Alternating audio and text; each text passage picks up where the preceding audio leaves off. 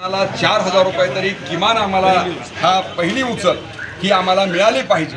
ह्या मागणीला घेऊन या ठिकाणचा शेतकरी ऊस उत्पादक शेतकरी आता एकजूट झालेला आहे. एकंदरीत हे आंदोलन कसं असणार आहे, सारखा काय असणार आहे, एकंदरीत लोक चक्काजाम आंदोलन करणार आहे, प्राथमिक स्वरूप कसं असणार आहे, त्यानंतर तीव्र कसं एकंदरीत या ऊसाच्या भावासाठीच्या आंदोलनाचा टप्पा आता सुरुवात झालेली आहे. यापूर्वीच्या बैठका, एक आंदोलन, कारखानदारांसोबतच्या चर्चा, कारखानदारांसोबतच्या शिष्टमंडळाच्या भेटी, हा सगळा टप्पा या शेतकरी ऊस उत्पादक आंदोलनाने पूर्ण केलेला आहे.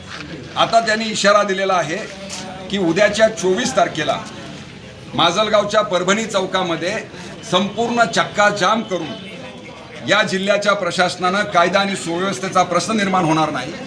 या विभागाच्या संभाजीनगरच्या साखर सहसंचालकांनी सुद्धा याच्यामध्ये हस्तक्षेप करावा आणि या परिसरातल्या साखर कारखानदारांना शेतकऱ्यांच्या या मागणीच्या संदर्भामध्ये एक सकारात्मक भूमिका घेऊन तुम्ही एक भाव निश्चित असा जाहीर करा जो शेतकऱ्यांना परवडणारा आहे, शेतकऱ्यांच्या मागणीला साजेस आहे.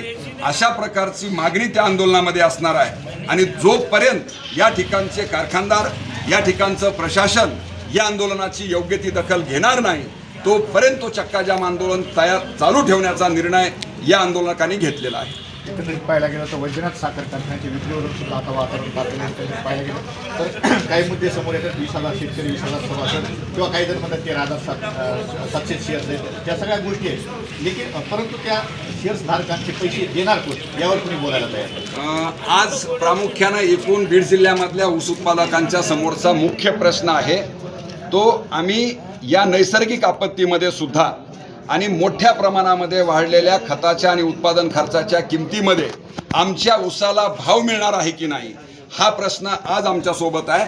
परंतु त्यासोबत तुम्ही जो प्रश्न विचारलेला आहे तोही प्रश्न जरी आज महत्त्वाचा नसला तरी एकूण शेअर्स होल्डर किती आहेत, त्यांची रक्कम किती आहे, यापेक्षा एकूण सहकारी तत्वावर चालणाऱ्या कारखान्यांच्या संदर्भामधली भूमिका जे केंद्राचं आणि राज्याचं सरकार घेत आहे आणि शेअर्स होल्डर संख्यापेक्षा हे सार्वजनिक शेतकऱ्यांच्या मालकीची कारखाने हे उद्योगपत्यांच्या घशामध्ये घालण्याचा जो काही प्रयत्न चाललेला आहे हा खरा कळीचा मुद्दा आहे. आणि हे एकूण या ठिकाणची शेतकऱ्यांच्या मालकीची, शेतकऱ्यांच्या हितासाठी असणारी कारखानदारी मोडीत काढून केवळ उद्योगपतींच्या नफ्यासाठीचा हा साखर उद्योग कसा आणता येईल या धोरणाला खरा शेतकऱ्यांचा विरोध आहे. आणि ते महत्त्वाचा मुद्दा आम्हाला वाटतो. नक्कीच आपल्यासोबत आपेट साहेब आहेत सुद्धा काय